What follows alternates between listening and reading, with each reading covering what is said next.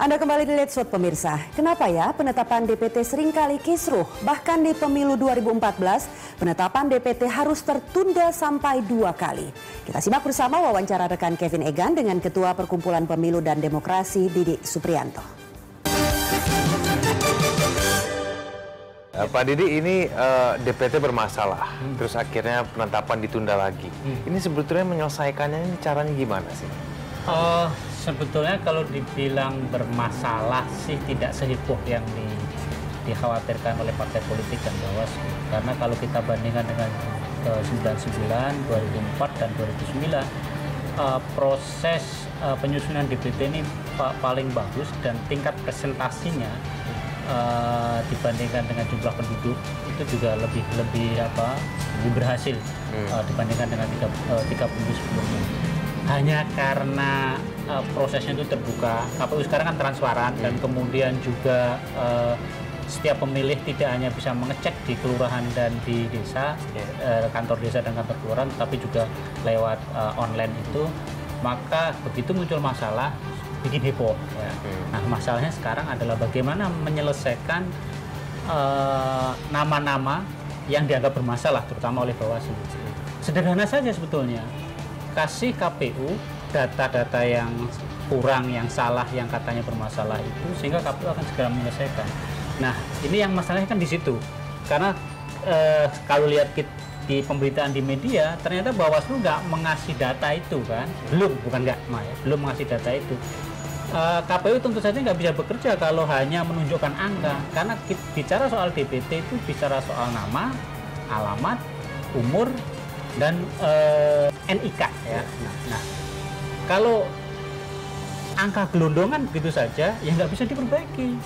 Makanya kemudian tuntutannya kepada Bawaslu adalah tolong tunjukkan nama-nama yang katanya 10 juta itu. Dengan demikian KPU bisa menyelesaikan.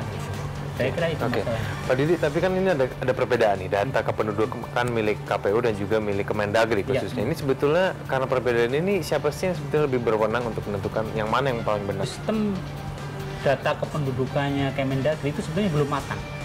Kenapa belum matang? Kita lihat meskipun sudah unanik, meskipun sudah ada IKTP, ternyata tidak semua warga negara punya NIK dan punya IKTP. Padahal tuntutan pemilu, konstitusi jelas menyatakan bahwa setiap warga negara yang punya hak pilih harus memilih.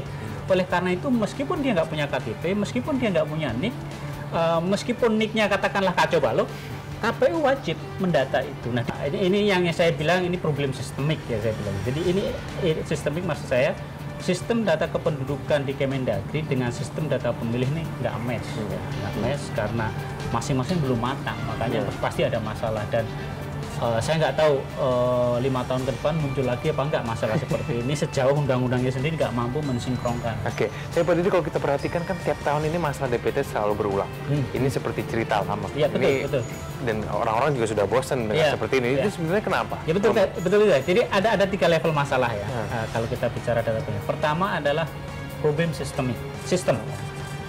Sejauh mana sistem data kependudukan yang dimiliki oleh Kemendagri dengan sistem data pemilih yang dikembangkan oleh KPU itu match. Ya. Yang kedua adalah problem manajerial.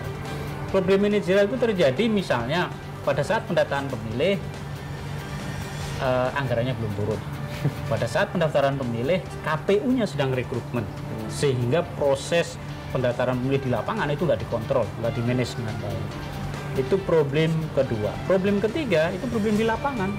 Problem di lapangan itu terjadi misalnya petugas yang ditunjuk sudah dilatih, sudah dikasih tahu bagaimana cara melakukan pendaftaran pemilih, tiba-tiba nggak punya waktu, dia serahkan ke keponakannya, ke orang lain. Orang lain ini tidak tahu bagaimana harus menjalankan pendataan pemilih, sehingga akhirnya terjadi masalah. Oke, tapi masih optimis kalau misalnya masih bisa diperbaiki. Dibandingkan dengan pemilu 99, 2004, 2009, menurut saya ini proses yang paling bagus. Ya, paling bagus karena di samping waktunya lama, KPU sekarang ini kan belajar dari KPU sebelumnya.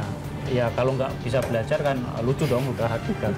Nah, karena belajar dari kesalahan-kesalahan KPU sebelumnya, maka proses pendaftaran pemilih ini sekarang berjalan lebih bagus. Dan yang lebih, menurut saya yang lebih harus dihargai lagi adalah sikap keterbukaan KPU dan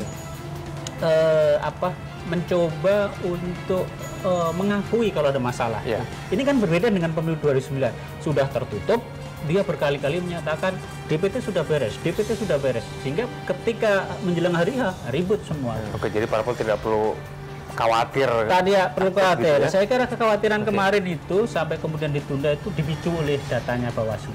Jadi sebetulnya yang saya ingat ada beberapa kawan di Report TV yang pernah saya ajak ngobrol, sebetulnya kita sih sudah oke, sudah mau setuju. Tapi ketika Bawaslu bilang ada 10 juta bermasalah, kita jadi ragu-ragu lagi gitu. Oke, baik. Terima kasih Pak Didi atas perbincangan kita. Terima kasih. Pemirsa, demikian wawancara saya dengan Didi Supriyanto, Ketua dari Perludem. Saya Kevin Egan untuk Let's Vote.